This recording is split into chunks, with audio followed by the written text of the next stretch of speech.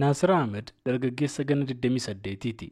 Amma biiroo aadaa fi tuurizimii Oromiyaa keessa kan hojjetu Naasir dur utuu barataa sadarkaa tokkoffaa ta'ee jiru sagantaa televezyiinii Naashinaal Ji'oogiraafii utuu ilaalu waa'ee holqaa Abuuruu akka dhaga'e dubbata.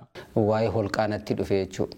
Gaafan viidiyoo holqaa sun argu suuras keeviin kun maal akka ta'e si gaafa sun dikshinari afaan Oromootis hin jiru achi boodaniin holqa ta'uusaa nan hubadhe sun booda jecha ispeleoloojii jiruun argadde jechuudha. Ispeleoloojii jechuun maal akka ta'e natti ulfaate jechuun ispeleoloojii jiru torbee lama isa dubbisuuf baay'ee rakkadde jechuudha. Akkuma saayikooloojii dur gaafa baran namatti ulfaatu ta'e jechuudha.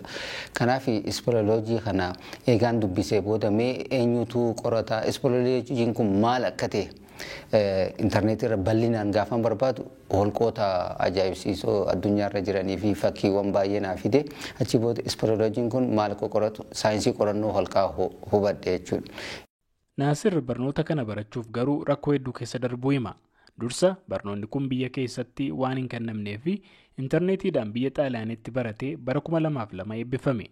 Sana boodas waajjira aadaa fi tuurizimii seenee hojii holqaa Abuuruu itti fufee jira.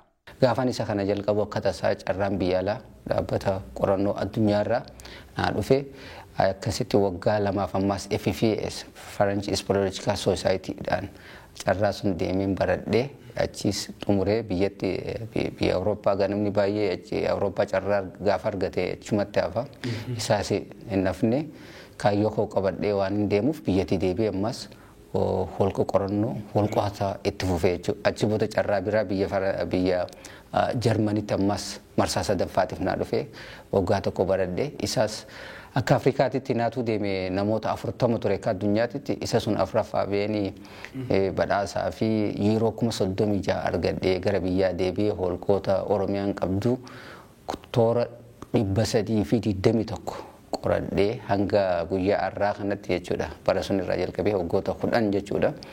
Qorannoon gaggeesse suniin waggoota 10 kana keessatti keessattuu holqoota potenshaala Oromiyaan 321 keessaa 200 kaartaa fi pilaanii isaanii akka qabaatan godheen jira jechuudha.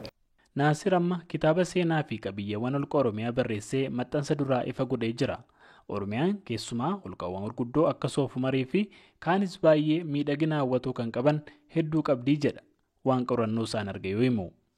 Potenshaala holqaa Oromiyaan qabdu addunyaa irratti akka beekamuu fi hojii guddaan hojjedhee keessaa tokko kaartaa fi pilaanii akka qabatu godheen jira. Google Earth irrattis xiqqoo booda namni salphatti argachuu danda'a. Oromiyaan qabdu keessaa 321 keessaa kamtu miidhagaadhaa top 3 warra jaanne sun kaasuu dandeenya jechuudha. Amma fakkeenyaaf holqi miidhagaan akka addunyaattis dorgomaa hambaa yuuniskootis ta'uu danda'u. Kan addunyaan nu dorgomsiisuu danda'u kan Afrikaa keessattis hin argamne keessattuu bahara keessatti bishaan Atalantaa fi wantoota garaagaraa irratti holqoonni akkasitti holqa naasii ol jaama godina Harargee bahaa aanaa malkaa balloo keessatti waggaa 2 dura kan mul'ate jechuudha. Holqa miidhagaadha. Holqa istalagmaayitiin isaa soodaan istroo isaa holqoota 300 keessatti waan arguu dandeessu holqa kana keessatti argachuu dandeessa jechuudha. Akka Afrikaattis holqi sun jiru holqi naasiyoor miidhaginaan sadarkaa tokkoffaa irratti argama. Holqi Oromoo Gursumitti argamu sunis gaara Kunduloo jalatti holqa ajaa'ibaadha. Isaatu sadarkaa qabatee ture duraan sadarkaa tokkoffaarra ture. Zabbeestiin Afrikaa Oromoo keef jechaanii turan. Qorattoonni addunyaatis isa kanaan dur. Kanaaf booda holqi naasii ol dhufee isarra caalee jechuudha. Inni sadaffaarrattis holqa diimaa aanaa gara baddannootti argama jechuudha. Isaan kun top 3dha jechuudha. Mootummaan jara kanatti fi jiroota gurguddaa kanatti xiyyeeffannaa itti kanneen yoo hojjetu taate holqoonni kun holqoota hambaa yuuniskoo irrattis galmaa'uu danda'anii galii guddaa biyyattii tanaafis galchuu danda'an jechuudha. Amma Naasir qorataa holqaa biyyi kun qabdu isa jalqabaati. Kanaafis egerii fi dargaggoonni biyyaa barnoota kana akka baratanii fi qorannoo kana barnoota isaa biyya keessatti akka dhaabuuf itti jiru ibsee jira. Narraa waaniin ani baradhee kanarra dhaloota dhufuuf akka darbu akka naa godhuun fin tattaafachaa jira kororri kiyya guddaan jechuudha. Maaliif ani irra lubbuun hin jira anaaf itti waliin teenya borokata isaa hin beekamu fiildii tokko bee holqa keessatti hafuu hin danda'a akkuma namicha kanaatti hin beekamu jechuudha. Gaafa holqa keessatti haftu namni si baasuu illee hin jiru. Yommuu ijoolleen tun barattee anis muuxannoo fi beekumsaan qabu kanaan isaan kana barsiise anallee baasuu danda'an isaanillee deemanii wal baasuu danda'an.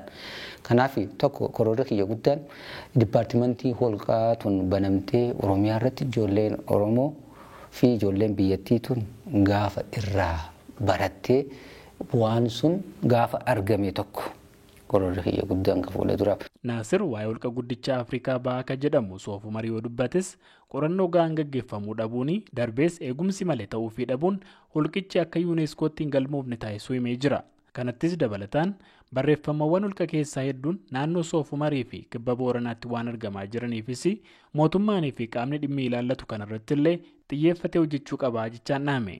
Gabaasa Sagalee Ameerikaaf Galmoo Daawit Finfinneerraa.